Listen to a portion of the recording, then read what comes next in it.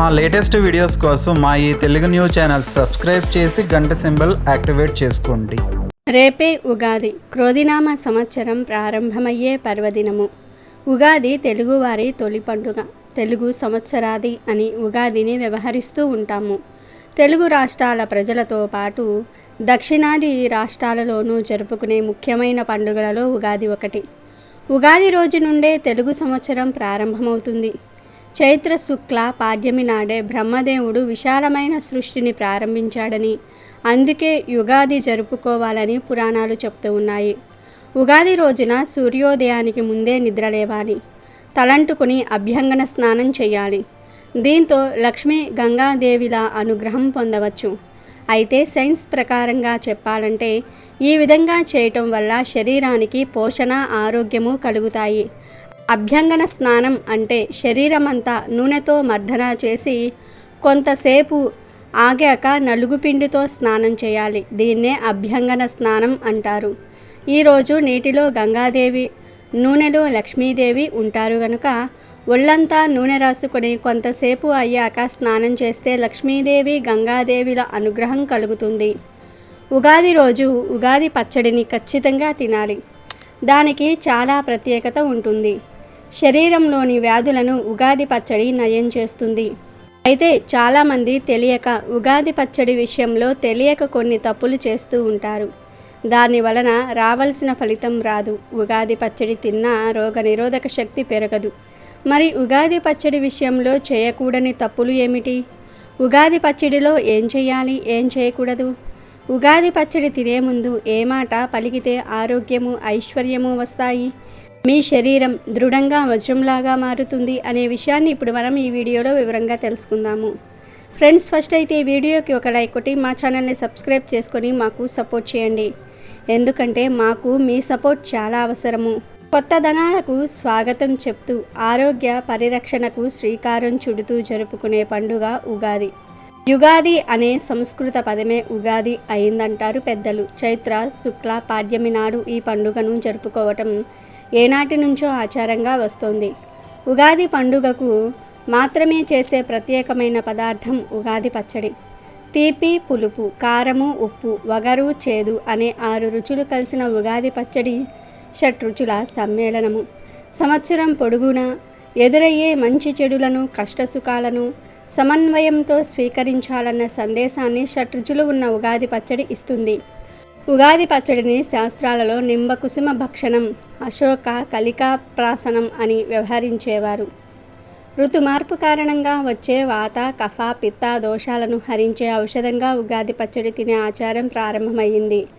ఉగాది పచ్చడిని శాస్త్రీయంగా తయారు చేసే పద్ధతిలో నెయ్యి, వేప పువ్వు, చింతపండు, బెల్లము, మిరియాల పొడి వేసి చేసేవాళ్ళు. ఈ పచ్చడిని శ్రీరామనవమి వరకు తినాలని శాస్త్రాలు చెప్తూ ఉన్నాయి. ఈ ఉగాది పచ్చడిని ఇంట్లో వాళ్ళందరూ కూడా ఉదయం పూట స్నానం చేసుకొని ఖాళీ కడుపుతో సేవించవలెను. ఉగాది నాడు ఉగాది పచ్చడి సేవించటం వల్ల సంవత్సరమంతా సౌఖ్యదాయకమని భావం. పలు రుచుల మేళవింపు అయిన ఉగాది పచ్చడి కేవలం రుచికరమే కాదు, ప్రబోధాత్మకం కూడా.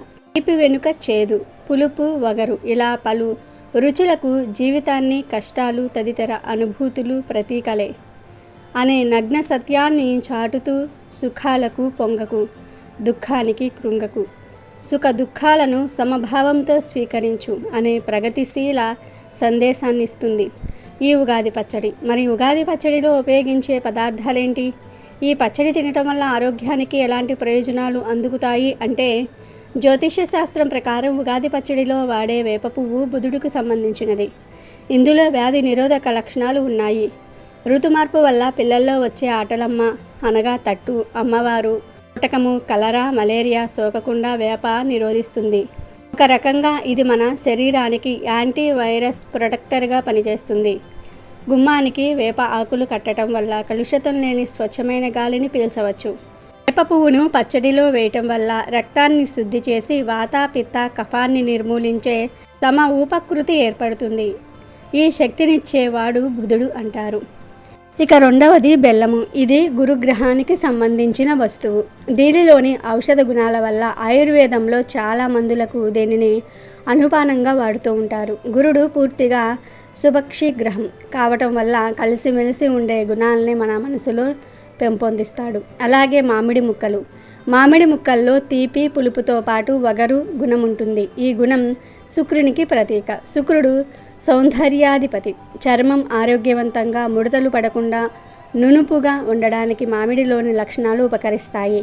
విపరీతమైన చలి తర్వాత వేడితో పెదవులు పగలటం వంటి లక్షణాలను మామిడిలోని వగరు నివారిస్తుంది. మామిడి ముక్కల్లో విటమిన్ సి పుష్కలంగా ఉంటుంది. దీనివల్ల వ్యాధి నిరోధక శక్తి పెరగటమే కాకుండా చర్మ వ్యాధులు కూడా రాకుండా నిరోధిస్తుంది. తరువాత చింతపండు. పులుపు శుక్రుని సంకేతం. కనుకు మామిడి ముక్కలతో కలిపి చింతపులుపు మరింత ఆలోచన శక్తిని పెంచి మనిషిని సన్మార్గంలో నడిపిస్తుంది. ఫలితంగా టెన్షన్ హడావడి లేని జీవితాన్ని గడపగలం. ఈ పులుపు వేసవిలో ఆరోగ్యానికి ఎంతో మేలు చేస్తుంది. చింతలో ఉన్న ఇంకొక సుగుణం ఏమిటి అంటే చింతను దూరం చేయటమే. మానసిక అనారోగ్యం ఉన్న వారికి చింతలు పెరగకుండా మానసిక చాంచల్యాన్ని కలగకుండా చేసేందుకు ఈరోజు కొద్ది ప్రమాణంలో చింతపండు వాడాలని పెద్దలు సూచిస్తూ ఉన్నారు. మిరియాలు. ఇవి కారపు గుణం కలిగినవి. ఇవి హయగ్రీవునికి ప్రీతికరమైనవి. ఆలోచన శక్తిని పెంచుతాయి. అరటి. కొన్ని ప్రాంతాల్లో అరటిపండు ముక్కలు కూడా ఉగాది పచ్చడిలో కలుపుతారు. అరటిపండు చంద్ర ప్రధానమైన గుణం కలది. అంతేకాక ఇది శరీరానికి అవసరమైన సమగ్ర పౌష్టికాహారాన్ని అందిస్తుంది.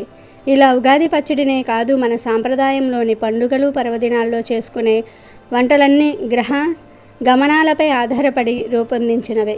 వేప పువ్వు, బెల్లము, మామిడి ముక్కలు, చింతపండు పులుసు, మిరియాలు, అలాగే నెయ్యి. ఈ 6 వస్తువులు కలిపి ఉగాది పచ్చడి తయారు చేసుకోవాలి. శాస్త్రం ప్రకారం అయితే ఉగాది పచ్చడిలో 4 రుచులే ఉండాలి. అవి ఏమిటి అంటే తీపి, చేదు, పులుపు, ఉప్పు. శాస్త్ర ప్రకారం అయితే ఈ 4 రుచులతోనే ఉగాది పచ్చడిని చేసుకుని తినాలి. కానీ మన సాంప్రదాయం ఉగాది పచ్చడిని షట్రుచుల సమ్మేళనంగా మార్చింది. అందులో చేదు, తీపి, పులుపు, ఉప్పుతో పాటు వగరు, కారము రుచులను కూడా కలిపారు. ఇలా షట్రుచులతో ఉగాది పచ్చడిని చేసుకుని తినటం వలన రోగ నిరోధక శక్తి పెరుగుతుంది. సంవత్సరం పొడుగునా ఆరోగ్య సమస్యలు రాకుండా ఉంటాయి. ఇక ఉగాది పచ్చడిలో ఏ పదార్థాలు వాడాలి, ఏ పదార్థాలు వాడకూడదు అనే విషయానికి వస్తే చెడు కోసం వేప పువ్వును వాడాలి. తీపి కోసం బెల్లము తురుము వాడాలి. పులుపు కోసము కొత్త చింతపండు వాడాలి. ఉప్పు కోసము నెయ్యిని వాడాలి. చాలామంది ఉప్పదనం కోసం సాల్ట్ వాడుతూ ఉంటారు. కానీ సాల్ట్ వాడకూడదు. నెయ్యిని మాత్రమే వాడాలి. నెయ్యి లేకపోతే సైంధవ లవణం కానీ గల్లులుప్పు కానీ వాడుకోవాలి. సాల్ట్ మాత్రం వాడకూడదు. వగరు కోసం మామిడి పిందెలు వాడాలి. కారం కోసము మిరియాల పొడిని వాడాలి. చాలామంది కారం పొడి వేస్తూ ఉంటారు. కానీ కారపొడి కాదు, మిరియాల పొడి వేయాలి. రోజు ఉదయం పరగడుపున ఉగాది పచ్చడి ఖచ్చితంగా తినాలి.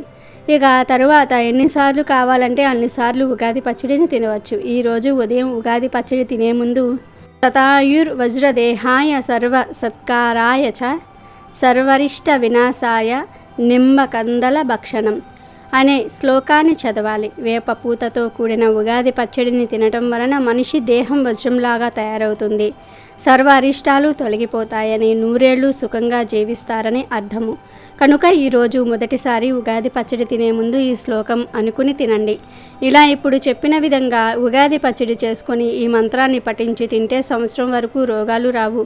మీ శరీరం వజ్రంలాగా మారుతుంది. రోగ నిరోధక శక్తి పెరుగుతుంది. ఆరోగ్యము, ఐశ్వర్యము సిద్ధిస్తాయి. కనుక ప్రతి ఒక్కరూ కూడా ఈ విధంగా ఉగాది పచ్చడి చేసుకొని తిని శుభ ఫలితాలను పొందండి. ఉగాది రోజు అభ్యంగన స్నానం చేసి ఈ ఉగాది పచ్చడిని తయారు చేయాలి. ఈ పచ్చడిని ముఖ్యంగా ఇంటి యజమాని చేసి దేవునికి నైవేద్యంగా సమర్పించి ముందుగా తాను తీసుకుని ఆ తర్వాత ఇంట్లో అందరికీ కూడా ఇవ్వాలి. ఇలా చేస్తే ఆ సంవత్సరం ఆ ఇంటి యజమానికి అదృష్టం కలిసి వస్తుందని ఒక నమ్మకం. ఇంటి యజమాని అందుబాటులో లేకపోతే ఇంటి పెద్ద కొడుకు చేయాలి, లేదా ఇంటి ఇల్లాలు చేయవచ్చు. భర్త ఇంట్లో ఉంటే ఖచ్చితంగా ఆయనే చేయాలి. ఇలా చేస్తే అంటే ఇంటి యజమాని ఇలా చేసి పడగడుపునే ఈ ఉగాది పచ్చడిని స్వీకరిస్తే గ్రహదోషాలు కూడా తొలగిపోయి అదృష్టం కలుగుతుందని పండితులు చెప్తూ ఉన్నారు. ఉగాది రోజు పరగడుపున ఈ పచ్చడిని స్వీకరిస్తే ఎటువంటి గ్రహదోషాలైనా సరే మీ దరి చేరవు. కాబట్టి ఉగాది రోజు ఉగాది పచ్చడి విషయంలో ఈ నియమాలను పాటించి మంచి ఫలితాలను పొందండి. అమెజాన్లో బెస్ట్ డిస్కౌంట్స్ కోసం వీడియో డిస్క్రిప్షన్లో లింకు ఉంది, చూడండి. అలాగే మా టెలిగ్రామ్ ఛానల్ సబ్స్క్రైబ్ చేసుకోండి.